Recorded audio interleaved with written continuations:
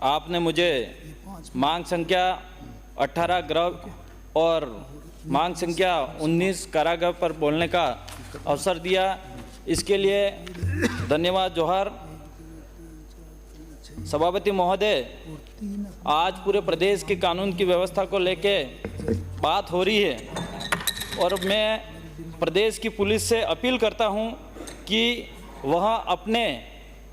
जो ध्येय वाक्य आम जन में विश्वास और अपराधियों में भय पर अपने कर्म क्षेत्र में अमल करें।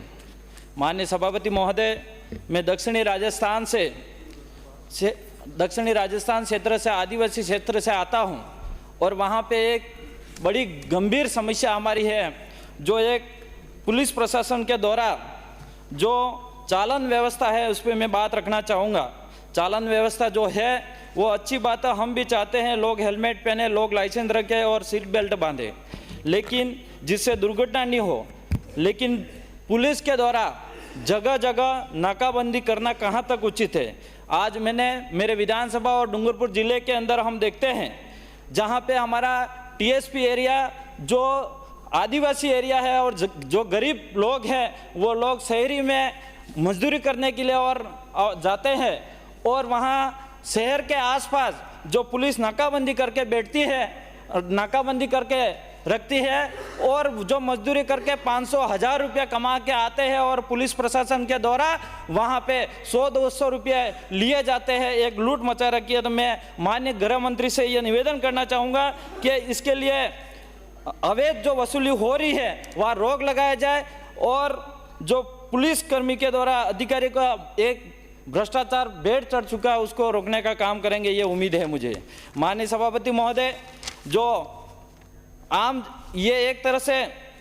ध्येय वाक्य जो मैंने बोला था ये आम जन में डर और अपराधियों में विश्वास नाम बनकर रह गया ऐसा लगता है, क्योंकि आज की तारीख में हमारे डूंगरपुर जिले के अंदर कई थाने ऐसे हैं जहां पे आदिवासी का कोई समस्या होती है या कोई डराया जाता है या धमकाया जाता है तो थाने के अंदर रिपोर्ट करने के लिए जाते हैं तो वहां एफआईआर दर्ज तक नहीं होती है। 2-2, 4-4 घंटे तक, 1-1, 2-2 दिन तक एफआईआर नहीं काटी जाती है। वो हमारे आदिवासियों के साथ भेदभाव होता है। तो मैं ये चाहूँगा कि हमारे आदिवासियों के साथ भी न्याय किया जाए और जो भी आदिवासी ही नहीं वहाँ पे एसटी, एससी, ओबीसी और जो जनरल समाज से गरीब होता है उनको भी नहीं देखा जाता और जो अमीर परिवार से होता है, जो एक सीआई एसपी से बात करते ही तुरंत एफआईआर गरीब पे की जाती है और उसको मुकदमा कर दिया जाता है और जेल के हवाला भेजा जाता है। तो सभापति महोदय, मैं निवेदन करना चाहूँगा कि स्पेशल गृह मंत्री से निवेदन है, स्पेशल इसकी टीम बनाई जाए और वहाँ पे हमारे ट्राइबल एरिया के अंदर क्या हो रहा है वो देखा जाए। माननीय सभापति महोदय, मैं एक और समस्या है जो पुलिस प्रशासन के द्वारा जो संगीन अपराधियों को पूछताछ के लिए पुलिस थाने में बुलाती है। हम कानून का समर्थन करते हैं, लेकिन कई निर्दोष लोग जो ऐसे रहते हैं जो थाने के अंदर 24 घंटे से अधिक अनावश्यक बैठाया जाता है। मैं ये उचित नहीं समझता हूँ, क्योंकि कई घटनाएं ऐसी मेरे विधानसभा और ट्राइबल एरिया के अंदर भी हुई है। 24 घंटे जिसका निर्दोष है, कोई भी गलती नहीं है, फिर भी थाने के अंदर बिठाया जाता है, वो भी कहीं न कहीं कानून का उल्लंघन है, ये मैं मानता हूँ। माननीय सभापति महोदय, अगर पुलिस प्रशासन उस पर कहीं न कहीं हमारी जो बात है ये रखेगी तो आम जनता के गरीब में राहत मिलेगी, ये मेरा मानना है। और एक और समस्या आ रही है जो हमारे ट्राइबल एरिया के अंदर आज हमारे जो आदिवासी परिवार के द्वारा आदिवासी समाज को जन जागरण और जो टीएसपी एरिया के अंदर जो हमारी नई पार्टी भारत आदिवासी पार्टी का जनाधार कर बढ़ते हुए भी कहीं के मुझे ऐसा लगता है कि दोनों पक्ष मिला के पुलिस को आगे करके हमारी पार्टी का रोकने का काम हो रहा है, ऐसा मुझे लग रहा है। तो ऐसा नहीं होना चाहिए, नहीं तो हम भी कहीं के हमारी जनता अगर ज़्यादा ही परेशान होगी तो आने वाले पंचायती राज चुनाव में सबक भी सिखा देगी। माननीय सभापति महोदय, मेरी जो डिमांड है और जो मांग है ये मैं ध्यान आकर्षण करना चाहूँगा सरकार को कि पुलिस विभाग में जो कांस्टेबल पे ग्रेड है 2400 है उसे बढ़ाकर 3600 किया जाए और साथ ही अन्य विभाग की तर्ज पर पुलिस विभाग में भी डीपीसी के माध्यम से प्रमोशन होना चाहिए।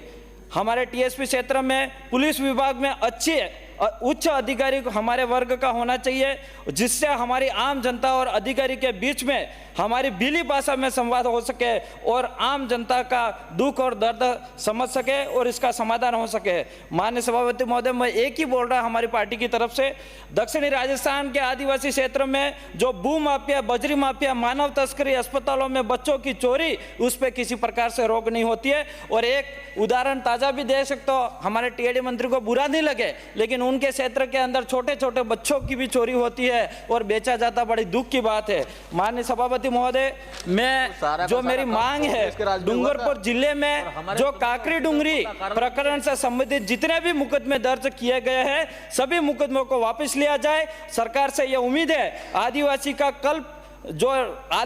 कल्प वृक्ष के नाम से प्रसिद्ध महुआ से बनने वाला महुड़ी मद, जो हमारे क्षेत्र में पुरखों की परंपरा से पूर्वजों की धार देने विधि व्यवस्था है और यह पूजा पद्धति का भी उपयोग किया जाता है, मेहमानों के मान सम्मान के लिए भी उपयोग किया जाता है, दिया जाता है। इसलिए महुआ मद जो पहली दार का 9 बोतल दारू, जो दारू नहीं बोल सकता मैं, छूट दिए जाए। और ये एक हमारे, ये दारू नहीं, ये शरीर के स्वस्थ रखने के लिए दवाई है, क्योंकि इसका ताज़ा उदाहरण कोविड के अंदर, कोरोना के अंदर हमारे कई दवाइयाँ यूज नहीं हुई थे,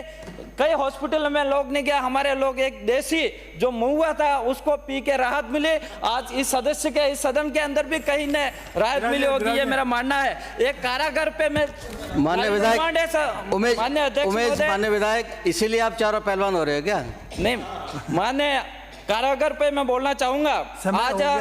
डूंगरपुर जिले के अंदर जो जेल है, इसके अंदर जो मूलभूत सुविधा होनी चाहिए वो मूलभूत सुविधा नहीं है। कैदियों के साथ जो बदसलूकी नहीं होनी चाहिए। और कारागार में अगर कोई कैदी किसी भयंकर बीमारी से ग्रसित है तो उसे कैदी को अच्छी चिकित्सा सुविधा उपलब्ध कराना अति आवश्यक है, लेकिन ऐसा होता नहीं है। माननीय अध्यक्ष महोदय,